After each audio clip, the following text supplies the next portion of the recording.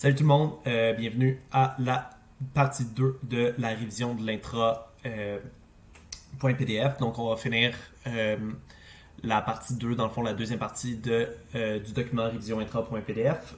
C'est INF 3135 à l'automne 2024. Donc on est rendu à la page 6. Si vous n'avez pas déjà fait les exercices pour la question 1, 2, 6 et 7, je vous invite à le faire parce que je vais me lancer directement dans les réponses. Puis aussi, ce que vous allez voir à droite, dans le fond, ça va être les explications les explications et les réponses, en fait, des questions que vous allez voir à gauche. Malheureusement, je peux pas les rendre disponibles en ligne parce que ils sont à moi, c'est donc ma propriété intellectuelle. Mais donc, je vous assure que les réponses sont bonnes. Si vous voulez discuter avec moi d'ailleurs, vous pouvez vous pouvez absolument mettre un message dans le groupe Mattermost sur le centre-ville, puis me taguer à l'intérieur pour m'assurer que je le vois, puis que j'ai un email en notification. Ok, on va pouvoir se lancer. Donc, question 1, numéro A. Qu'est-ce qui est affiché par ce programme? Finalement, en fait, tout ce qu'on a, c'est une fonction main où on déclare deux integers, 44, 66, pour A et B respectivement. Puis ensuite, on déclare deux pointeurs vers des integers, donc PA et PB. Puis, en fait, on pointe PA vers A, puis PB vers B, tout simplement. Puis ensuite, donc à avant-dernière ligne, tout ce qu'on fait, c'est imprimer la valeur de PA puis PB. Puis donc, respectivement, ça va être 44 et 66 parce que PA pointe vers PA pointe vers A et PB pointe vers B. Donc, 44 et 66. Okay? Vous voyez la réponse est juste ici à droite. Ensuite, le problème se complexifie un tantinet parce que, dans le fond, on assigne le pointeur PB a pointé vers la même chose que le pointeur PA a pointé vers la même chose que PB. Donc la valeur de PA qui pointe vers A est assignée à la valeur de PB qui pointe vers B. Donc cela change donc la valeur de A à 66. Ça fait que donc la deuxième sortie, ça va être 66, 66 comme ça ici. Puis c'est la réponse que vous obtenez ici. OK? Ensuite, numéro B, qu'est-ce qui est affiché à l'écran par ce programme? Celui-ci est un petit peu plus facile. Donc, on déclare deux integers, value puis num, qui sont respectivement 77, 99. On déclare un premier pointeur PV qui pointe vers value. Puis un deuxième pointeur PN qui pointe vers num. Puis ensuite, on déclare un troisième pointeur vers un integer, PPI, qu'on fait pointer à cette ligne-ci vers ce qui est pointé par PV. Donc, ce qui est pointé par PV, dans le fond, c'est la valeur de value, qui est donc 77. Puis c'est ça qu'on obtient pour le premier print ici. Ensuite, PPI, on l'assigne, dans le fond, à la valeur qui est pointée par PN ensuite. Et donc, on va aller pointer exactement vers num, qui est 99. Et puis, c'est ça qu'on obtient ici. Donc, on obtient la réponse 77, retour à la ligne 99. OK? C'est ça que vous auriez dû obtenir. Numéro C, que fait la fonction suivante? Donc, on a une fonction mystère, puis elle est relativement compliquée. Fait qu'il va falloir que vous me suiviez bien. Puis, vous avez aussi, si vous voulez me suivre, j'ai la solution à gauche. Donc, on a la solution mystère qui prend un entier x, en paramètres, puis qui retourne un autre entier. Jusque-là, c'est la signature de la fonction, c'est assez facile. Pour comprendre ce qu'on va faire, en fait, on va rentrer dans le loop, puis ou la fonction elle-même, puis on va la décortiquer pour voir ce qu'elle fait. Donc, on commence par déclarer un integer i qu'on égale à 0, puis ensuite on rentre tout de suite dans un while loop qui nous dit que tant que x n'est pas égal à 0, on peut procéder. Puis donc, à chaque itération, on va incrémenter i. OK? Donc, à chaque itération, ce qu'on va faire, c'est qu'on va se servir de l'opérateur et binaire, comme ça ici. Donc, cette opération est binaire effectue entre x et x-1. OK? Puis, ce que cette opération-là va faire, c'est qu'elle va effacer le bit du poids le plus faible dans la représentation binaire d'x. OK? Qui est à 1, donc dans la représentation binaire de x. Ce que ça va faire, dans le fond, c'est qu'à chaque itération, évidemment, on incrémente le compteur, mais c'est que tous les bits qui sont à 1 dans la représentation binaire de x, donc pas dans l'integer x, mais bien dans la représentation binaire de x, deviennent 0, puis la boucle se termine. Puis ça fait que donc la fonction retourne alors un i qui correspond au nombre d'itérations effectuées, qui correspond au nombre donc de 1 dans la représentation binaire de x. Okay? Fait que c'est ça que ça va faire. Puis ça a un nom, ça s'appelle le poids de Hamming. Okay? Mais rassurez-vous, c'est une opération binaire, puis c'est relativement compliqué à faire. Puis ce que vous auriez pu faire pour résoudre ces questions-là, c'est prendre par exemple x, puis x est égal à 5, puis à côté, juste en dessous de la réponse de B, vous auriez pu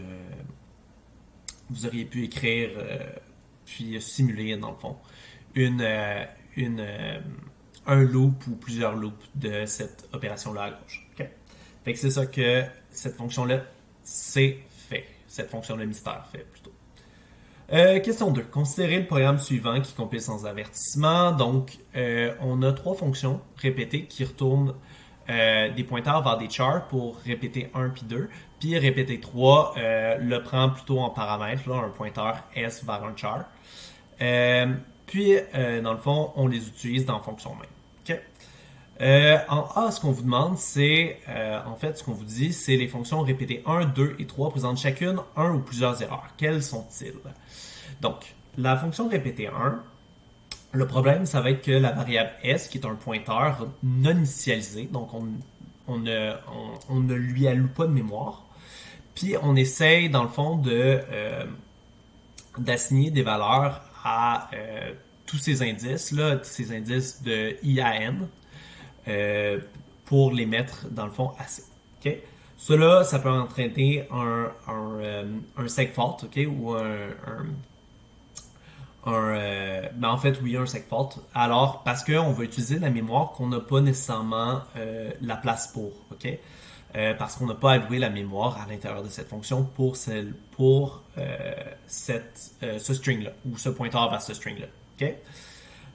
En 2, en fait, bien que on a la ligne, dans le fond, qu'on aurait souhaité avoir en répété 1, ok?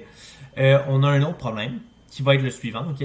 C'est que même si on a cette mémoire-là, on ne la termine pas par un caractère nul ou le caractère de terminaison, ok? Qui est le /0, ok? Fait que donc, quand on va faire notre printf, ok, dans notre main, ok, ça veut dire que notre impression va pouvoir contenir des caractères qui sont indésirables parce qu'on n'aura pas terminé dans le fond notre chaîne, puis que en fait on n'aura juste pas trouvé notre caractère nul. Ok. Finalement, répété 3, on a une fonction qui suppose que le pointeur S fournit suffisamment d'espoir alloué pour n caractères. Okay? Fait que donc, ici, on va falloir assumer que S, ici, a assez de place. Okay? Ça ne veut quand même pas dire que ma fonction répété 3 est correcte, parce qu'on n'effectue aucune vérification sur n. Okay? C'est-à-dire que si n n'est pas est plus grand que l'espace qu'on a alloué pour S, okay, on peut provoquer un dépassement de buffer qu'on a vu souvent dans le fond. C'est pour ça qu'on sert de la mémoire d'un buffer pour prévenir un overflow. Okay? Puis évidemment, on vous dit la conséquence, c'est évidemment qu'on peut entraîner un comportement indéfini risquant d'écraser des zones de mémoire adjacentes. Okay? Donc, là, vous vous demandez peut-être quelle est, Nicolas, la version corrigée qui devrait être correcte. Ben, c'est un peu une version qui se sert des trois. Okay? Fait que la voici à droite. Okay?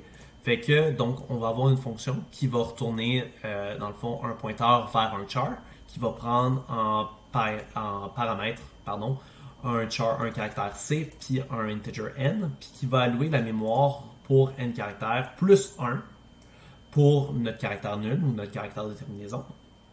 Donc, on va le déclarer avec la méthode malloc ici, donc memory allocation, pour notre pointeur. Ensuite, on va s'assurer que si l'espace est nul, donc si S est nul, que l'allocation, dans le fond, si S est nul, dans le fond, pardon, l'allocation de mémoire aura échoué. OK?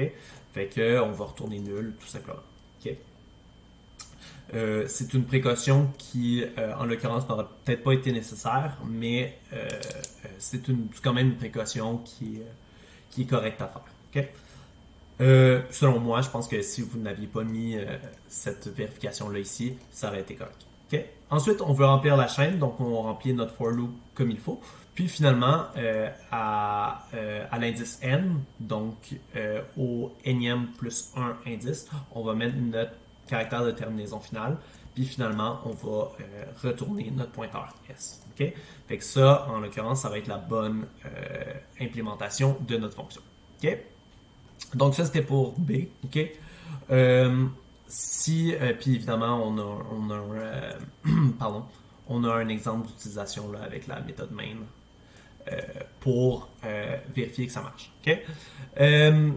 Évidemment, si vous n'avez pas vu l'allocation de mémoire puis la libération de mémoire en classe, je doute que ça soit quelque chose que vous ayez à votre examen intra. Okay? Mais ça vous fait quand même une belle petite initiation, si je peux dire, à l'allocation de mémoire à l'intérieur de fonctions en C. OK? Question 6 maintenant. Question 6. Quel est le résultat affiché par le programme suivant? Donc, on définit en A un tableau d'integer en 2 dimensions. OK? Puis ensuite, on vous dit de printer ce qui est pointé par A plus 1 à l'intérieur d'un autre pointeur qui va pointer vers, dans le fond, ça à l'intérieur de plus 1. Donc, ce qu'on vous dit, c'est que, évidemment, A est un tableau 2D d'entier. A plus 1 pointe vers la deuxième ligne du tableau, donc la deuxième partie du tableau qui va être ici, donc 6, 5, 4. Okay? Puis, on va différencier l'élément à l'indice 1, donc le deuxième élément, donc 5, à l'intérieur de la deuxième ligne du tableau, qui va être 5, tout simplement. Okay? Relativement facile, ça ici. Vous devriez être à l'aise avec ça. Ça ne change pas en C par rapport à, par exemple, en Java. OK? B, c'est un vrai ou faux en supposant qu'on a un size of integer qui est égal à 2 puis un size of float qui est égal à 3. La valeur de size of union bidon devrait nécessairement être égale ou supérieure à 8. Moi, j'ai marqué que c'était vrai, puis vous allez voir pourquoi j'ai marqué que c'était vrai. La vraie réponse à cette question-là, en fait, c'est que c'est pas nécessairement supérieur ou égal à 8, c'est forcément égal à 8. OK? Puis je vais vous montrer pourquoi. Donc, quand on s'était posé la question, évidemment, en classe, ou en démonstration plutôt, ça prend quel espace un union? OK? Ben, en fait, un union, ça prend forcément l'espace de son plus gros membre, OK? De son membre qui prend le plus d'espace. En l'occurrence, on a la structure essence ici qui va prendre 6 bytes, OK? Donc, le float va en prendre 4, puis le integer va en prendre 2. Ici, la structure machin va être la plus grosse qui va prendre 8 bytes. Donc, le float Z va prendre 4 bytes, puis le float T va prendre 4 autres bytes, donc pour 8 bytes. Puis le float U va prendre 4 bytes. Okay? Donc, le plus gros membre, ça va être la structure machin ici, qui va prendre forcément 8 bytes. Okay? Par conséquent, donc la taille totale de l'union est de 8 octets ou 8 bytes. Okay? Je vous dis que, est-ce que c'est vrai ou c'est faux? C'est, en fait, si on regarde ça strictement mathématiquement, on peut dire que, est-ce que c'est nécessairement supérieur ou égal à 8?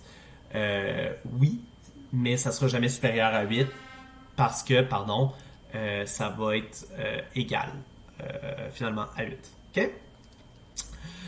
En C, on a un petit programme qui est relativement cool à faire, dans le fond. Tout ce que vous avez à faire, c'est à suivre les opérations pour résoudre ça ici. Donc, finalement, on commence par définir un tableau de caractères qui a cette phrase, en fait, qui est ces caractères-là. On déclare un integer i qu'on va mettre à 0 ici, puis on va effectuer donc 7 fois le loop suivant. Okay? Puis on va dire si le caractère à l'indice i n'est pas égal au caractère à l'indice i plus 1, donc au prochain caractère, ce qu'on va faire, c'est qu'on va mettre le caractère i plus 2, donc le caractère ici, par exemple, égale au caractère là. OK? Fait que en fait, je le ferai pas avec vous, je vais vous laisser le faire, ok? Fait que vous avez juste à faire chacun des loops, ok? Mais vous pouvez directement vous demander pour chacun des caractères, puis vous refaites la chaîne à chaque fois. Si le prochain caractère il est égal, si oui, vous rentrez pas dans le loop. S'il n'est pas égal, vous mettez le caractère, pas d'après, mais le caractère suivant égal au caractère que vous êtes en train de modifier en ce moment. Puis donc, la réponse, ça se veut. Ah, je ne vous l'ai pas mis ici. Je vais mettre la vidéo sur pause puis allez vous trouver la réponse. Désolé, la réponse était directement ici. Okay? Fait que voilà. OK. Numéro D. Numéro D. Quel est le résultat affiché par le programme suivant? Donc, on a x égale à 9. On a une fonction f qui prend un integer x qui retourne les choses suivantes. Puis, on a une fonction main où on a x égale à 10. On appelle f de x. On print la valeur de x, puis on retourne 0. OK? Fait que donc, la réponse de ça va être 10 parce que dans la fonction main, on déclare la variable locale x égale à 10 qui est indépendante de la variable globale x égale à 9 qui a été déclarée au début de notre programme. OK? Lorsque f de x est appelée, elle utilise la valeur de x est égal à 10, la variable locale du main, comme argument, mais les modifications apportées à x dans f de x ne sont pas reflétées en fonction main, car f reçoit une copie de la valeur de x parce que c'est du passage par valeur. Je vous en ai parlé énormément de fois là, en démonstration maintenant. Quand on passe juste une valeur normale, si vous voulez, là, qui n'est pas un pointeur, dans une fonction, elle n'est pas modifiée parce que c'est un passage par valeur, tandis que quand on utilise un pointeur, par exemple, là, c'est du passage par référence. Okay? Donc, de plus, la fonction f n'est pas stockée ou affichée, donc dans l'appel de f de x, la valeur de x reste inchangée, et elle est à 10. Okay? Finalement, on a le numéro 1 qui nous demande quel est le résultat affiché par le programme suivant. Ça, c'est un numéro qui est particulièrement dur, okay? Parce qu'on a une macro, puis qu'on a énormément de priorités d'opération à s'occuper. Okay? Donc, ce qu'on vous dit, on vous dit évidemment qu'on inclut standard.io. Puis là, ensuite, on définit la macro suivante, cube de x. Okay? Qu'on définit comme x fois x fois x. Okay? C'est pas très compliqué. Par contre, comment je dirais, on n'a pas utilisé de parenthèse, puis il va falloir s'en soucier. Okay? Donc, avant qu'on rentre directement dans x cube, okay? Voici les opérations qu'on fait. Okay? On déclare l'integer x qui est égal à 2, y qui est égal à 3, puis on déclare que z est un integer. Okay? Ensuite, on nous dit que z est égal à y moins cube de x plus plus. Okay? Donc, là, ce qu'on fait avec le cube de x plus plus, c'est qu'on vous dit, en fait, que, puis ça, c'est la même chose pour toutes les macros, okay? C'est que on veut remplacer cube x plus plus par ce qui est ici. Okay? C'est un remplacement de code 1 pour 1. Okay? Donc, on va remplacer l'expression cube x plus plus qui est ici par ça ici, ou on va remplacer les x en haut par x plus plus. Okay? C'est comme une fonction, mais en fait, une macro, c'est un petit peu comme une fonction. Ça peut agir comme une fonction dans certains cas, dans beaucoup de cas même, mais en l'occurrence, là, ici, il faut vraiment le voir comme un remplacement de code. Okay? Donc, ce qu'on va faire à l'intérieur de ça, okay, c'est d'évaluer la macro en premier. Okay? Donc, la macro, évidemment, c'est en x plus plus, j'y avais passé, mais comme on a x plus plus qui est passé à l'opérateur, on va évaluer x plus plus. Okay? Ça va être évalué à 2 fois 3 fois 4, comme vous pouvez voir ici. Okay? Pourquoi? En fait, parce que quand on va remplacer chacun de nos x à l'intérieur de x plus plus fois x plus plus fois x plus plus, okay? On va évaluer x et ensuite on va incrémenter x. Okay? Donc, c'est-à-dire que quand on va faire le premier x++, on va évaluer x directement. Fait que le premier x++ va être remplacé par 2. Okay? Ensuite, il va être incrémenté à 3, qu'on va avoir ici. Ensuite, il va être incrémenté à 4, qu'on va avoir ici. Puis ensuite, il va être incrémenté une dernière fois après son évaluation, mais qui ne rentrera pas là-dedans. Okay? Fait que la valeur finale de x, ça va être égal à 5. Okay? Donc, OK, parfait. Donc là, on est rendu. Donc là, notre cube est égal à 2 fois 3 fois 4, qui est égal à 24. On va faire y moins 24. Y étant égal à 3, on va avoir 3 moins 24 qui est égal à 21. OK? Puis finalement, on veut faire un printf sur un integer, sur l'integer qui est représenté par x plus y plus z. OK? X, on avait déterminé que c'était moins 21 déjà. OK?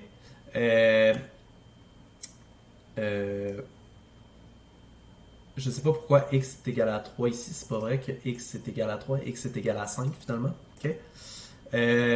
Puis voilà, c'est ça qu'on a ici. OK? Fait que donc la somme finale, on a x plus y plus z. OK? Z n'est pas aussi égal à z-5. Je m'excuse, mon corrigé est erroné. OK? Mais les valeurs qui sont ici sont bonnes. OK? Donc, la valeur finale de x qu'on va vouloir l'évaluer, ça va être 5. OK? Donc, 5 ici. La valeur finale de y, ça va être 3. Elle ne changera jamais. Puis la valeur de z qu'on a calculée à l'étape précédente, ça va être moins 21. Tout ça, ça va nous donner moins 13. OK? C'est un problème qui est quand même spécial si vous n'avez pas vu les macros. Fait que je voulais juste vous en donner un exemple directement. OK? Fait que tout simplement, je vais ouvrir mon programme E.C, okay, que vous pouvez voir ici. Okay. Fait que j'ai reproduit le programme, donc j'ai x égale à 2, y égale à 3, z, on a la macro qui est en haut. Okay. Puis ensuite, on va calculer y moins le cube de x++. Okay. Fait que je vais sauvegarder ça. Okay. Je vais le xer et le compiler. Et voilà. Puis là, ensuite, je vais l'exécuter comme ceci. Puis là, vous pouvez voir que, comme je vous disais, mon programme égale vraiment moins 13. OK? Puis que ma valeur de x, c'est donc 5, ma valeur de y, c'est donc 3, puis ma valeur de y, c'est donc moins 21. OK? Fait que ce qu'il faut savoir, puis c'est très très compliqué, l'évaluation de macro, parce que c'est des remplacements vraiment de code, puis que ça peut devenir rapidement l'exécution peut vous devenir rapidement très très complexe. OK? Ce qu'il faut savoir, c'est que quand on effectue x++, en fait, on prend la valeur de x, c'est ça qu'on évalue, puis ensuite, on va procéder à l'opération plus. Okay? C'est pour ça que ça nous donne 2 fois 3 fois 4, puis et non 3 fois 4 fois 5, et que finalement, la valeur de x, c'est 5, comme vous pouvez voir ici.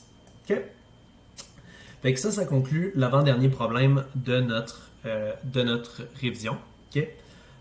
Finalement, on a la question 7 qui prend énormément de place, d'accord, pour scaler, parce que dans le fond, la solution que vous voyez à droite est tout simple. Okay? On vous dit le plus grand commun diviseur de deux nombres naturels A et B est défini comme le plus grand nombre naturel P qui est à la fois un diviseur de A et de B.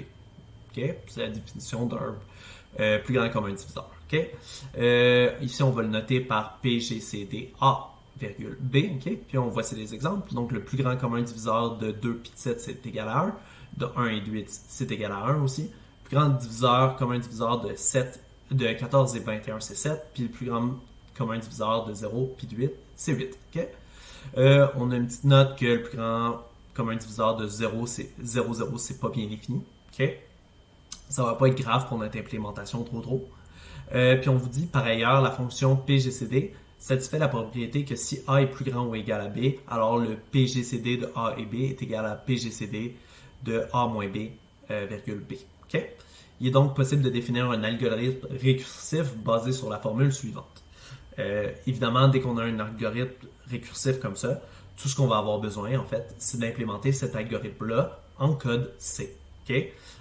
Pour, dans le fond, effectuer répondre à la question. OK? Fait que, donc, on vous dit donner l'implémentation d'une fonction de C dont le prototype est, ou la signature plutôt, on va retourner un integer, on va avoir la fonction qui s'appelle pgcd qui va prendre un integer A puis un integer B. Okay? Qui calcule le plus grand comme un diviseur de deux nombres naturels A et B. Vous pouvez supposer que A et B ne sont pas tous deux nuls, okay? Considérant la note qui est plus haut. Attention, vous devez traiter le cas où A est plus petit que B, puis indice, la fonction PGCD est symétrique, c'est-à-dire que PGCD AB est égal à PGCD BA, peu importe A et B. Okay? Donc, voici la réponse, okay, que vous avez ici. Okay? Donc, on a la signature d'une fonction qui obéit évidemment à ça ici. Donc, ça, c'était la première étape. Puis là, on a les cas de base. Okay? Donc, si B ou A sont égales à 0, ben, on va retourner l'autre. Okay? C'est exactement comme ça ici. Donc, le plus grand commun diviseur de 0 est 8. Donc, si A était 0, par exemple, puis que B était 8, la réponse serait 8. Okay? Comme dans le cas ici. Okay? Finalement, ensuite, on a les cas récursifs. Donc, si, en fait, si A est plus petit que B, ou si B est plus grand que A, de la même manière, ok, on a que,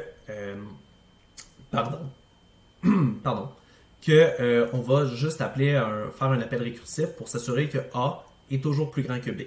Okay?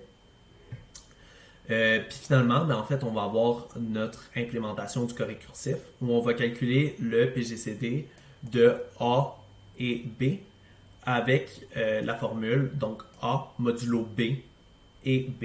Okay? Cela, c'est basé sur la propriété selon laquelle le PGCD de A et B est le même que le PGCD de A modulo B et B. Okay? Cette implémentation calcule correctement le PGCD des deux nombres naturels et genre le cas où A et B est égal à 0 et garantit que les appels récursifs sont toujours effectués avec A qui est plus grand que B. Okay? Fait que voilà, ça c'était l'implémentation de notre... Salut tout le monde, je vais juste revenir sur la question 7 parce que j'ai pas présenté parce que j'ai présenté ma réponse avec un modulo ici dans la dernière ligne de mon if case ou de mon else case plutôt. Okay.